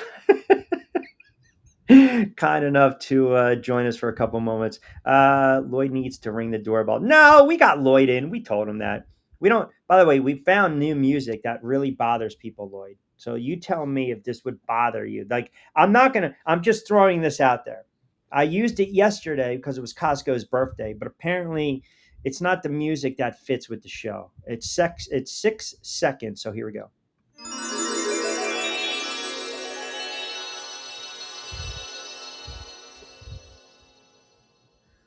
No good, right? That's old school. That's like Lost in Space or something. Well, I think some of these goofballs are lost in space. All right. Let me pull up some of these. So obviously we're talking about some of these quarterbacks. We're going to get to seasonal props with some projections, some guys that we pointed out. I brought this all up. The show's been a friggin' train wreck on a Thursday because of what Harbaugh said about Lamar Jackson. Now I got all the Ravens fans flocking in, no pun intended, talking about Lamar Jackson right now. Is he a Hall of Famer? Look at his numbers. Look at his credentials. Harbaugh basically gaslighting him, saying he's, an all-time great passer, one of the all-time greatest passers ever. And again, I said, I need a little more body of work, but you can make a case the way his career is growing.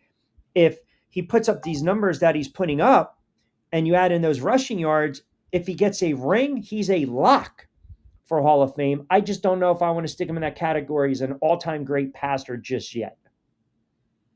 Lamar, he's had some tremendous seasons, Q, and from where he came into the league, coming out of Louisville on a Heisman Trophy, there were questions on his passing ability, and he was more of a runner coming in. But, man, the last couple seasons, throwing for 40 touchdowns, his interceptions, I think, are under 8 or so. He has 2 MVPs in his pocket.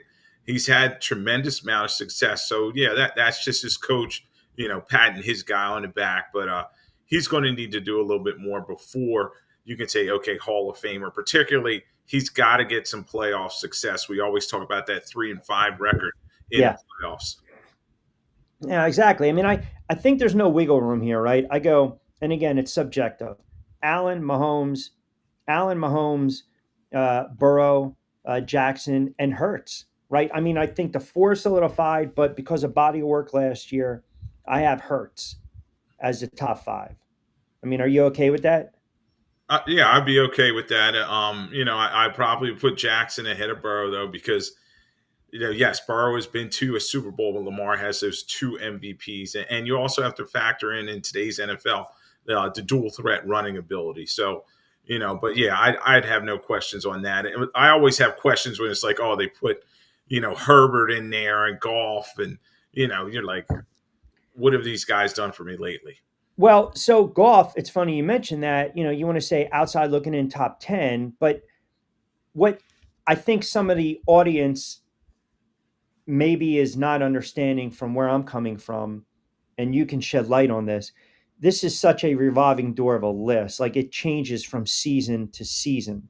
Because what if Daniels leads Washington into the Super Bowl and he's MVP of the league? Then guess what? Next season, we're going to talk about Daniels being in the top five. So point is, like Vince chimes in, if Stafford gets another ring, if Goff gets his first, what if Stroud or Mayfield get one and win an MVP along the way? It's always it's got moving parts. Like I believe Baker Mayfield is top 10. I think Stroud took a step back. I think Baker Mayfield should be given his just due over the last several years. Goff's got to get one. I don't trust him. Stafford already has one, but he's not the quarterback that he once was. Like, do you believe that when we look at the quarterback position, it is kind of like a revolving door when we talk about, 3, 4, 5, we know the 2, 3, 4, but after that, it does kind of, they come and go. Definitely, Q. It's a fluid list, and it's going to. You'd hate to say it's week to week, but it's definitely season to season. You have to put it on paper, on tape every single season. You know what I mean? Yeah, you can't rest on your laurels, which you did in the past. Yes, Stafford has had some really great seasons, particularly in Detroit. He had the big stats, and then he won a Super Bowl with the Rams. But now he's a 36-year-old quarterback, and you're starting to say, okay, his age creeping in there. He's the same guy. Same could be said for like a Russell Wilson. He's at that age mark where you're like, all right, can he still get this thing done? But Baker Mayfield, a lot of people have bias on him in terms of this is his fourth team. He's bounced around the NFL, and he didn't really live up to that number one overall pick expectations, but he's played extremely well for Tampa Bay, just a rebirth for them. And last season, he was purely a Pro Bowl guy. I mean, I think he got over 35 touchdowns, and he was just efficient in that offense. Listen, Jim Plunkett flamed out with the Patriots and the 49ers and won 2 rings with the Raiders, right? So I know we're looking at some seasonal props for these quarterbacks. Hopefully, I'll give you my first. We didn't discuss these, but I'm going to throw Burrow. His over is 4,100 passing yards, which is minus 120 on DraftKings, and I think they've kind of gotten worse in the offseason. Like I think that line's probably going to move to about 4,200 by the start of the season. I just think, it's all about healthy, right? Because in 3 healthy seasons, he's put up 46, 44, 4,900 yards. History shows me that, if he's healthy for 17 weeks, we might see 45, 4,800 yards. I love this play. I would hammer the over, even if it's 4,200 yards for Burrow. Because if we think their offense is going to stink again, even though they upgraded, then he's going to have to throw them back into a lot of games. Yeah, Q. Zach Taylor, their head coach, and the offense coordinator, Dan Pitcher, they are going to lead on Joe Burrow. And as you said, as long as he's healthy, he had the ACL, he had the wrist injury that he lost some time to that. He's going to put up some huge stats. And last season stayed healthy, almost threw for 5,000 yards in the season. Just dominant play. It was unfortunate they got off to that bad start. And then down the stretch, they just played so well, 5-0 in their last 5 games, 9-8 team. And then you just talk about the riches in terms of offensive weapons. Jamar Chase, T. Higgins, even Yosevos can make some nice plays for them. Gesicki had a nice rebirth for him. And then Chase Brown at the running back position's a young guy that's kind of ascending. So as long as that offensive line built around Orlando Brown Jr. does their job, I think Burrow definitely could hit all the over and all those prop bets you were talking about. Yep, I agree. All right, throw one at me. Who you got? Yeah, my son's always debating on my show about Kyler Murray, and everybody's talking about Kyler Murray's back to that pre-ACL form.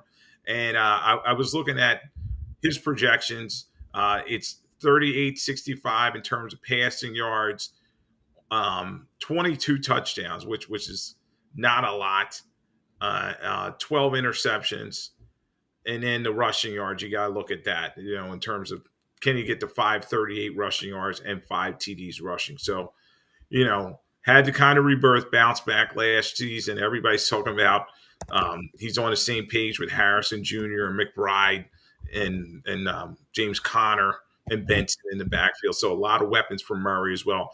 I tend to think he maybe will hit some of those. Definitely, I think he'll get 22 passing touchdowns, particularly the way the McBride and Harrison Jr. are playing. We'll see about the yardage in terms of the passing yards over, we'll say 38.50. That may be a lot for him. I could see him coming in maybe around 3,500 or so. The rushing yards, he's getting up there in age. He's season, and 538. He may come in just under that one. So interesting numbers for the Cardinals. Everybody's saying Gannon on a hot seat, and that Murray's got to play well and get them to the playoffs. I just put up MVP numbers. He's in at plus 5,000. I think he's a dark horse.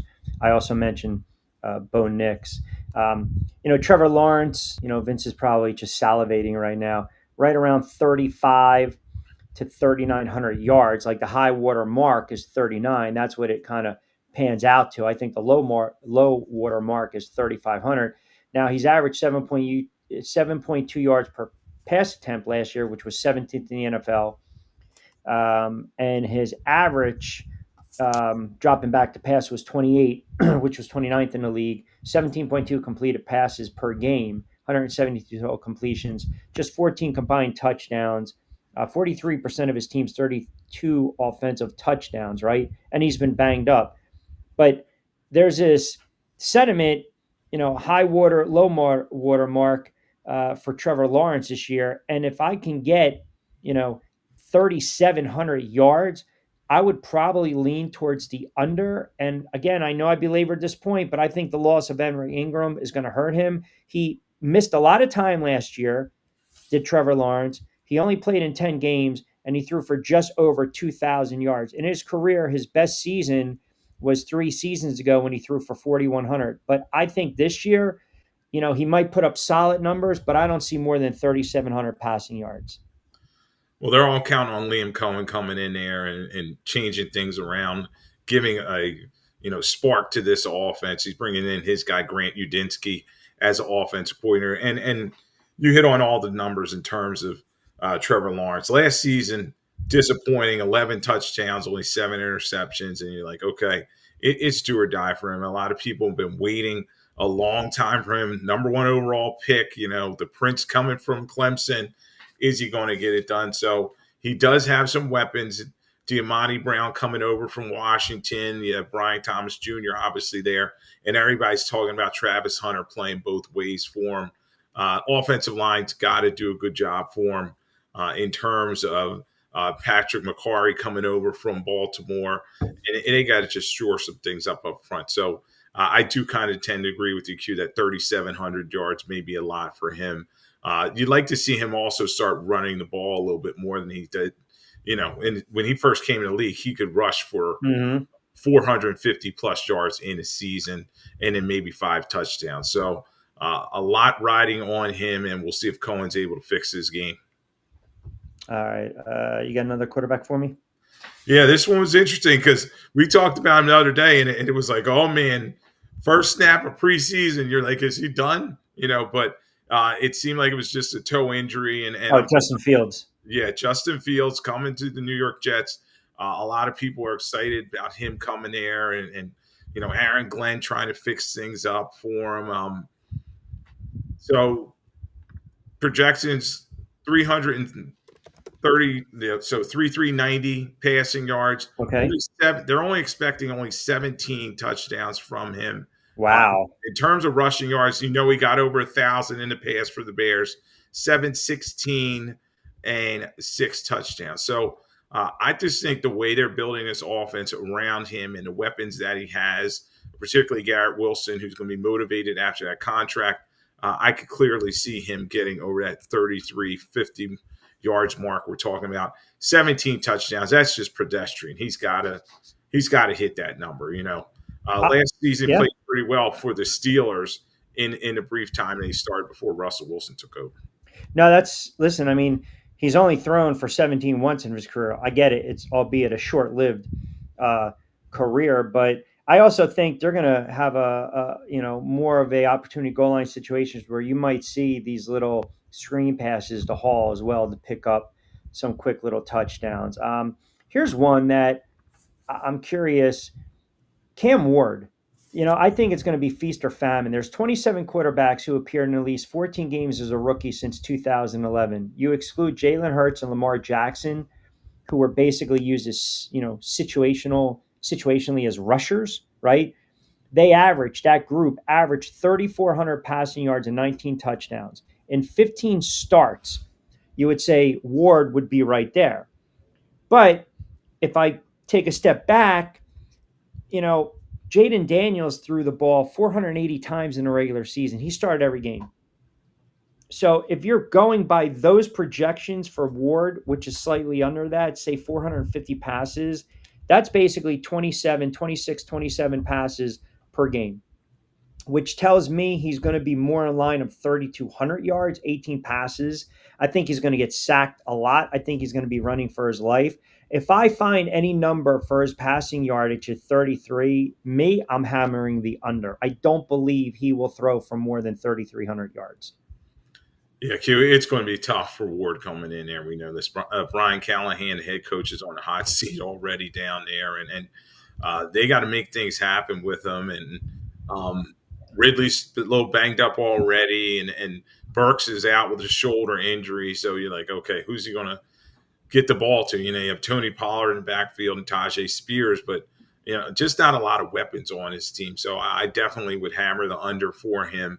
I think he can be a good thrower of the football. I liked him last season in Miami. He did some nice things for the U down there, but it's just a tough situation he's going into. So I definitely would say look at the under for him.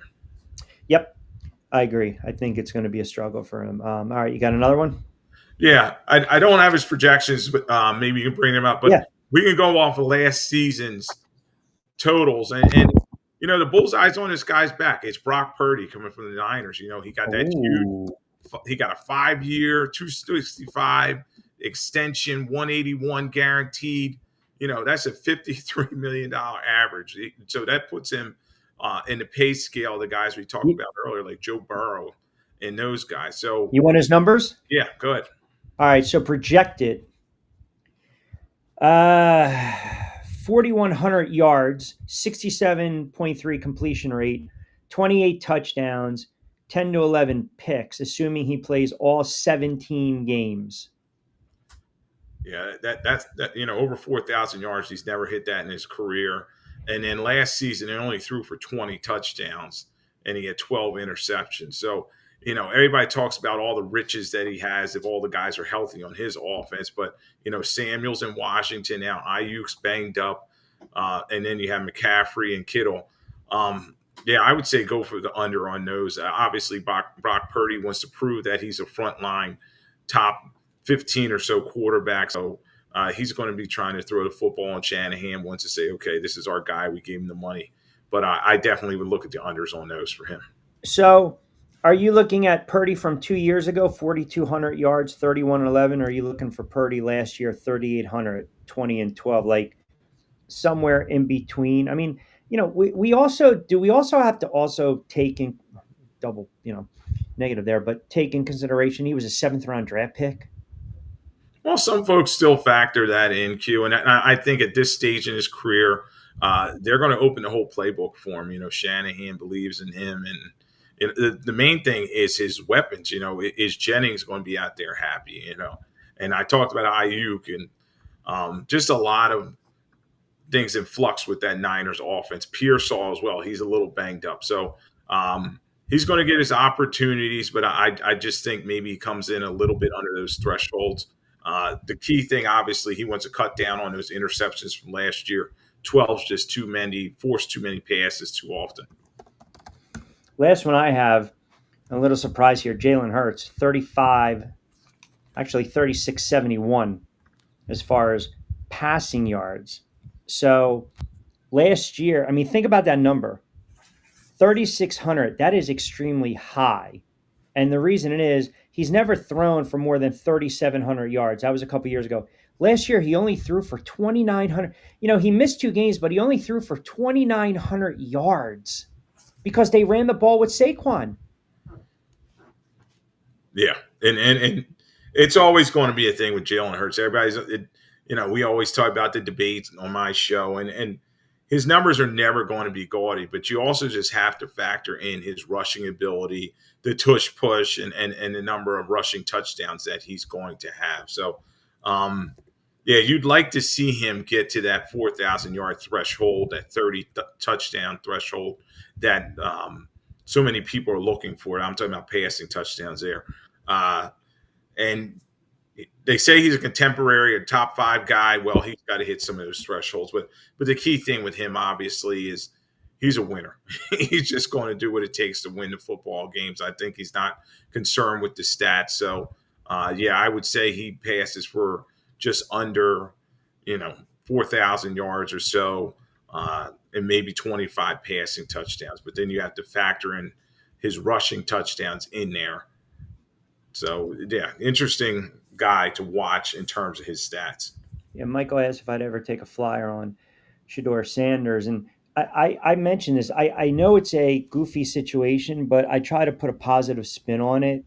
You have four backups. You have 4 quarterbacks. So even with Pickett being banged up, you have Flacco, the veteran, Gabriel, and Sanders. And again, if you go by what you see on social media, then, these quarterbacks look like the second coming of Christ, and they're going to be Hall of Famers. Like, I still believe, even though we're hearing a lot of teams name their quarterbacks, that we thought maybe there's going to be a little bit of a quarterback competition, especially, say, with the Giants in New York, but Russell Wilson's going to be your week 1 starter. You have to throw him out there week 1.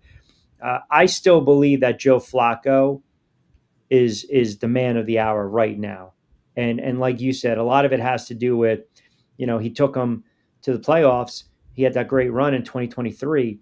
You get the injury with Kenny Pickett, the hamstring injury, which kind of hurts his, opportunities, right, with the reps and the snaps. And you got Gabriel that's a little shaky. Sanders making some throws. It's only going to be must watch if or when Sanders starts. Because I don't care what Pickett does. I don't care what the kid Gabriel does. And I sure as hell don't care what Joe Flacco does. So to kind of answer Michael's question, am I taking a flyer on a player on Shedeur Sanders knowing that he's going to be the starter? I don't know. If I was in a situation like the Browns, we've talked about this. Coaches don't want to lose. Like, Stefanski knows he's on the hot seat. So you have to weigh the risk to reward. If you know you're going to get fired, do you want to go down, you want to die with your boots on and go with your decision? And if that's Joe Flacco and he stinks it up, and then they go to Sanders or one of the other kids and they stink it up, you're going to be out of a job regardless. So it's a fascinating watch if you're a Cleveland fan, but I'm sure it's got to be very frustrating to also be a Browns fan, because it's like 2 goalies in hockey. You don't really have a starter. Yeah, they got 4 of them, right? So it's just like, what is their plan? And when you look at how the reps are shaking out in training camp, Pickett was their guy. They thought they got a steal from the Eagles when they traded DTR for him. And he hurt that hamstring. Flacco's been getting majority of the reps now, and they like that veteran presence. That's why they brought him in. And you talk about 2 years ago when he led them to the playoffs and gave them that rebirth. I still think that it's going to be tough to keep Gabriel and Sanders on the regular season 53-man roster. So that's something we're going to have to watch around cut day, which I think is August 27th or so. Do they try to slide one of those rookies to the practice squad where you can keep 16 players. And I think another team will say, oh, if they try to get them through, they're going to try to grab them. So I know a lot of people don't like preseason, but let's watch these preseason games and see how they perform. They're going to get a lot of opportunities, these young guys, because typically teams are not going to play their veteran starters out there. So I still tend to think, Q, though, that it'll either be Pickett or Flacco starting the season for him. But a good prop bet, I think, for Sanders be look at how many starts he gets as a rookie. Maybe it's a small number, and you jump on that. They have a tough schedule, the Browns, and as the season progresses, if it goes the way we think it will, because there's just not a lot of weapons. They have Njoku, they got Judy, they got Ford, but they just don't have a lot. And Junkins looks like they may have made a mistake with him. He's still unsigned. He has his legal situation.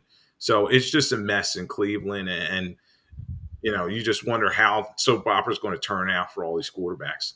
Yeah, I know some people are asking, what do we think tonight? I mean, they're not. You're not starting Herbert and Goff. I mean, I know Jared Goff's not going to play tonight. I mean, you got 3 preseason games are still on the schedule before the regular season, so you're going to get the kid Hendon Hooker and the kid Kyle Allen, right? Yeah, you're going to see a lot of them out there, and they've been in camp just for a little bit, and it'll be the 3s and 4s out there. Every team has 90 players right now. You may see some former UFL guys out there, undrafted free agents, guys just trying to make that bottom half of the roster. So, something to watch. So I'm excited because we finally got some football, and like I said earlier in the week, Q, hammer that under. It's 32.5. I think, with the weather and everything, and there'll probably be sloppy conditions. But it'll be something to watch, and we can talk about. Maybe one of these rookies will step out. The Lions have a receiver named Tesla.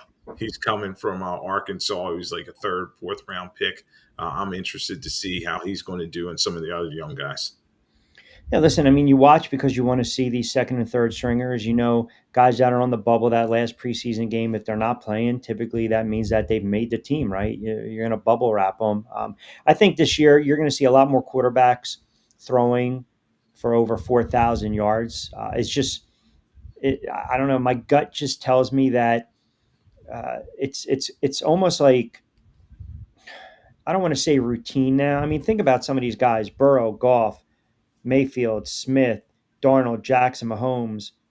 Mahomes was right under 4,000. You had 1, 2, 3, 4, 5, 6, we'll call it 7 quarterbacks throw for over 4,000 yards.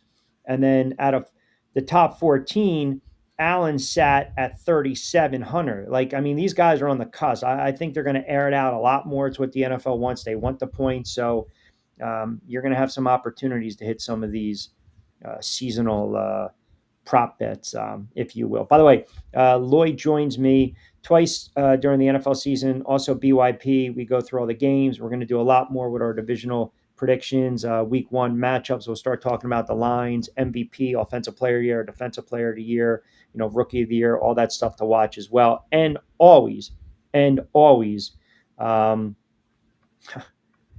you got to be kidding me with this nonsense. Am I reading this correctly? I'm telling you, my level of aggravation today, it literally just, there's no limit to it. But anyway, you can catch Lloyd every Monday 8 to 9. Lloyd Vance's Insider Football 102.9 FM, the game at Lloyd Vance. I got to take a quick time out, brother, but I always appreciate, enjoy the snooze fest of the game. Play the under, as you mentioned, tonight, 32.5, and we'll do it again on Tuesday, pal. All right, Q. Talk to you later. All right, my guy, Lloyd Vance. Always appreciate him jumping on board. What am I looking at here? What's this? No. Get out of here. I need verification on this. I was about to take a time out, and I'm not. My level of just annoyance today. You got to be kidding me. Are you kidding me with this crap? The Knicks gave Mikal Bridges 4 years at $150.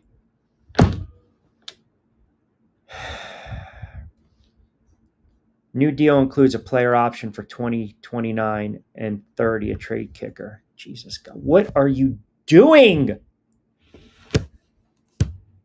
Team player my ass. He said take a discount. I mean, you got to be kidding me with this crap. This is horrible, horrible, horrible with this. This guy sucks. He had one friggin' play for the Knicks. Good defender, horrible contract. This is just, are you kidding me? Sir, I know Watson chiming in, Q, relax. They just locked in the most reliable two-way wings in the league. Stop. And yeah, I understand the CBA. You're going to go back to friggin' Molly's game with me with the comments? Horrible. This is a horrible overpay. I got to get out of here on this on a Thursday with this nonsense? That's all. What are they doing? Seriously, what are you doing? You're paying this guy money. He's not even remotely that player. Oh my God. Come on, man. I can't stand this friggin' franchise. I cannot stand this franchise. Guy made 2 plays in the postseason because he played a little bit of defense. Other than that, he wanted no parts of the basketball. None. Ooh, 16 points in a game 6 loss. Oh, 12 points. Oh, 17 points. The guy can't shoot for diddly from the floor. He had 1 game against the Pacers and they lost that game when he scored 20 points. This is horrible, man. You kidding me?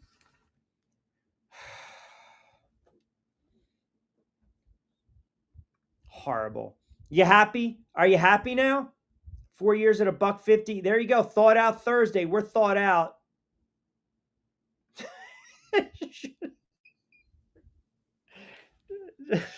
Didn't Todd Bridges pass away too? Come on, man. Didn't he pass away? I know he passed away. A lot of those. Did he pass away or no? I hope he didn't. Wait, no, he didn't. All right, hold on. Todd Bridges is still alive. But still, you're right. I'd rather pay Todd Bridges at 60, right? Than Mikal Bridges. I'd give Todd Bridges, 4 at $1.50 with this. It's just a horrible way to end the show with this nonsense. Oh my God. The Yankees suck, the Giants stink, and the Knicks overpaid for a dog. Welcome to my friggin' world on a Thursday. Welcome to my world. Wow, that's great. So much for the hometown discount. You want to play for the Knicks. I mean, I can't fault them. I mean, you're making a boatload of money, but can we just... Even Jonathan Marshall just texted me. He's laughing out loud. Bridges, are you kidding me? Yeah, have fun. I mean, you want the Mikal Bridges from 2021, 2022 with Brooklyn. You're not getting that 22, 23 point score. You're not. That's a horrible overpay, man. That is just a horrible.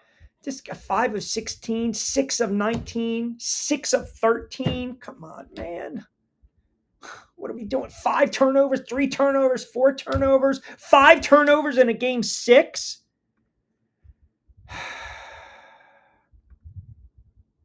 And you can't decipher gambling amongst friends. What a Thursday. I mean, I can't. Listen, all I'm saying is if you ever came to my house and my establishment, there would be no rake taken. That's all. There can be a rake taken on Hooten Road. There can be a rake taken in Larchmont. There can be a rake taken in Voorhees. There can be a rake taken in the DMV. There's no rake taken in Casa de Quinones. This is a horrible way to end Thursday, but we thought out on a Thursday. Good stuff from Lloyd. You got the Hall of Fame game tonight, I should say. I mentioned the Lions with a very low line. Now it's dropped to 1.5. If you want to hang your hat on that, 32.5. Tomorrow, What the Frig Friday, John Bueller is going to join us from Fansided. We'll get a lot more into the NFL talk and discussion. Also, we will recap everything that's transpired with the trade deadline in baseball, which is about a minute away from coming and going. Sarge chiming in. Q, it's a thought out Thursday. You need to have a little hot toddy and relax. Go enjoy a little Lions football. Laugh out loud. I might have to do that tonight, Sarge. That's a horrible contract. Again, excellent job with the comments, some of you. As always, get social with us. By the way, YouTube channel at Rich Quinones Q. Keep subscribing, keep liking the videos, keep sharing, keep commenting. I appreciate you guys greatly. Excellent stuff on a Thursday. Appreciate all the sponsors, Triax57, Triax57.com, keeping us on the air. We will do it again on a What the Frig Friday edition of Middays with You. Got to see if we can get my guy Angel to pop on tomorrow as well. And I promise I won't leave him in the queue room like I did the last time. But you guys have a good Sports Thursday. As always, be safe, be sound. Appreciate you guys keeping us tuned in to another edition of Middays with Q. As always, I'm Rich Quinones. Hasta luego, buen día.